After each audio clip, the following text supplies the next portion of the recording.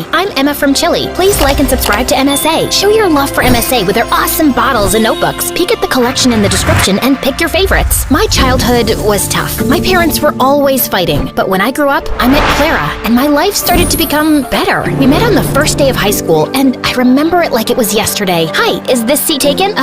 No? Great. I saw you sitting alone and thought you needed some company. Is that a choco chip muffin? I love them. You get the best muffins at this coffee house nearby, but if you eat too many, you might get gas or a sugar rush. Sorry, I'm blabbering a lot, right? Kind of. You'll get used to it. I'm Emma, by the way. Do you want to be my friend? Trust me, we both need friends if we want to survive high school. Oh, okay. I'd like that. I'm Clara. Since that day, we were like gum. Clara was a pretty and shy girl, and me, well, I was the weird girl with a tiny obsession for Sherlock Holmes. You better not be asking who Sherlock Holmes is. Wow, that's an interesting outfit. It's my Sherlock Holmes uniform, Clara. I already told you like a trillion times. Yes, of course. How can I forget? The world's greatest detective, right? The best, the biggest, the most... Wait, are you teasing me? Wow, you figured it out. Guess you are good at detecting things. It's elementary, dear Watson. What? Oh, never mind. But despite my weirdy personality, Clara always stuck by my side until one day, everything started to break. I was coming back from school and saw Mom going crazy in rage. She was screaming at Dad, throwing his stuff outside, while Dad just looked like a deer in the headlights trying to stop her. Let go of my hand. That's it. I can't live with someone who scams others. We're done. Get out of my house. Please, not in front of Emma. Why? She should know what kind of father she has. Tell her how you scammed people into investing money in your little Ponzi schemes. Tell her that you're a liar and a crook. Go on. A mouse got your tongue? Mom kept screaming at Dad, and I just couldn't take it, so I ran away to my room and locked my door. Mom followed me and was still screaming, but I just lay on my bed, trying not to cry. And later that night, she came into my room. I know you feel horrible, darling, but it's for the best. Your father was a good guy, but now he prefers money over his own family. But what happened? I don't know, dear, but I do know that you and I are going to be just fine. We're a team. Remember that, okay? The next day, I went to school feeling worse than ever, but I saw Clara and I got a little happy. Hey,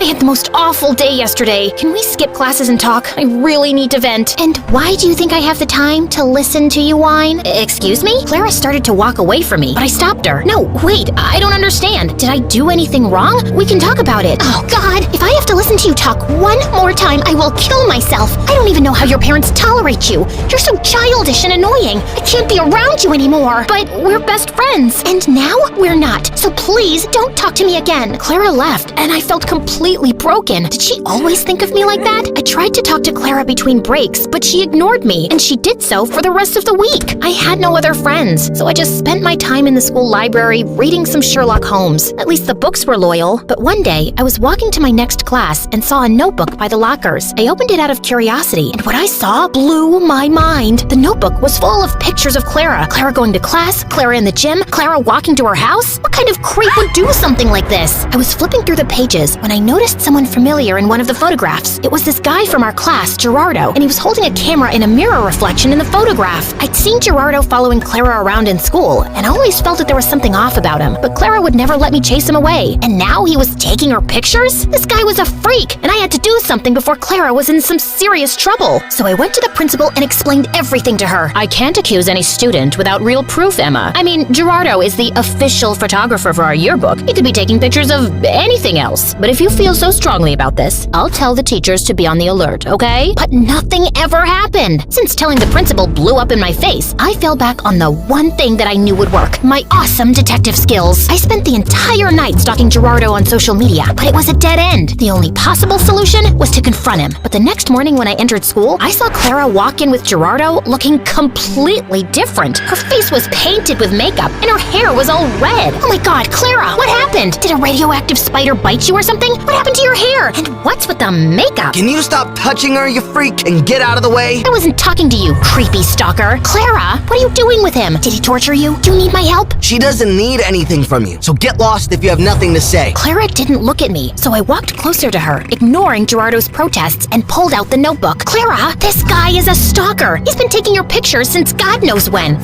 Look, he's even in one of these pictures. Can you see that tiny little reflection in the background? Clara ripped the notebook out of my hands and finally looked at me, angry. What part of I don't want to be your friend didn't you understand? I don't care about your little detective games, okay? It's not a game. This guy is creepy and weird, and my boyfriend? He's my boyfriend, okay? Now stop insulting him with your dumb games and get out of my face. Clara stormed off before I could ask any questions, but Gerardo stayed, smiling at me. Thank you for finding my notebook. I was worried about losing my favorite photos of my girlfriend. Listen, I don't know how you brainwashed her, but she's not like that. I didn't do anything to her. I just offered her a quick way to earn money. What did you make her do? Why don't you ask her? He left with a victorious grin on his face. I started to feel really worried about Clara. The next day, after the end of the school day, I was determined to save Clara any way I could. So I decided to follow Gerardo like a shadow. After a while, I saw him slipping through the school back gate and entering a scary dark alley. I hid behind a pillar and saw him wait there. And moments later, a bunch of guys came in on their motorcycles, each scarier than the next. How you feeling about tomorrow, boss? Pretty good. You have the motorcycle I asked for? Yeah, it's in Clara's house. Perfect. I taught Clara everything she needs to know about riding motorcycles, and I've told her to meet us right here tomorrow. I'm telling you, Clara is so ready for this race. She's gonna nail it. And what if she doesn't? Then we train her more till she can. But don't worry, I can feel that money is ours already. Everyone started cheering in celebration, so I got out of there before they saw me. I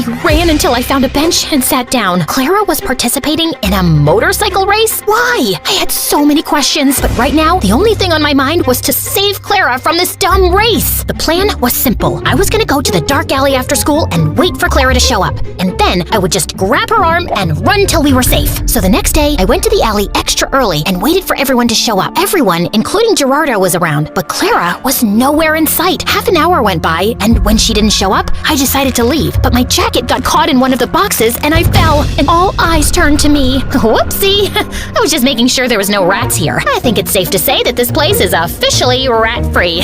Okay, bye! I turned around to run for my life when suddenly Clara popped in front of me, looking like a raging bull. I thought I asked you to stay away. I just want to help you, Clara. This is too much. I don't know what's happening with you, but I can help. How? You didn't even know your father's a scamster till your mom told you. I know you think you're some great detective and you can help everyone, but no, Emma, you can't. You have to stay away from this. Get that in your thick skull and leave me alone. I know you're saying this to hurt me, and I am hurt, I won't lie. But Clara, this is too dangerous and— Okay, enough. My head's hurting listening to your annoying voice. Lock her up. Wait! Clara tried to protest, but someone dragged me into a room nearby, took off my backpack, threw me in, and shut the door. I could hear Clara almost crying, so I pressed my ear to the door, trying to hear outside. I know she's in trouble, but you can't leave her here. You need to focus right now. We'll come back for her later, I promise. Now get on the motorcycle. You've got a race to win. I tried to scream for help, but I gave up after a while and just sat down on the floor. Ugh, how did I let this happen? I spent hours walking in circles and knocking on the door, but then I suddenly came up with an idea. I'd read in the Sherlock Holmes books how to pick locks with a hairpin, so I took the one I had in my hair and started to try it. Something clicked, and all of a sudden, the door opened. Bullseye! I knew I had it in me. Okay,